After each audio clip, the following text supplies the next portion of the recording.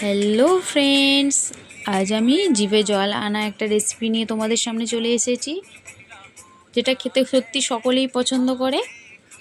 তার জন্য আমি নিয়েছি একটা লেস আর একটা কুরকুরের প্যাকেট। দেখো, তোমরা দেখি বুঝতে পারছো। তবে দুটোকে একসঙ্গে মিক্স করব। প্রথমে আমি দুটো প্যাকেট কেটে একটা পাত্রে ঢেলে নিয়েছি বাটিতে।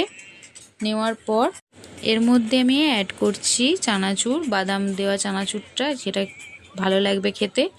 আর দিয়ে দেব টমেটো কুচি, শসা, ছোলা অল্প একটু পরিমাণে, কুচো করে রাখা কাঁচা লঙ্কা, গাজর কুচি, পেঁয়াজ কুচি, সমস্ত উপকরণ একে একে দিয়ে দিচ্ছি।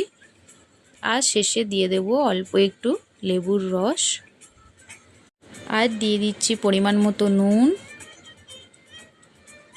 আর অল্প একটু ধনিয়া পাতা কুচি দিয়ে ভালো করে মিক্স করে নিতে হবে। মিক্স করে নিলেই তৈরি স্ন্যাক্স রেসিপি, যেটা খেতে বিকালে সত্যি খুব ভালো লাগবে। বাচ্চা থেকে বুড়ো সকলেই পছন্দ করবে এইভাবে যদি মেখে দেওয়া হয়।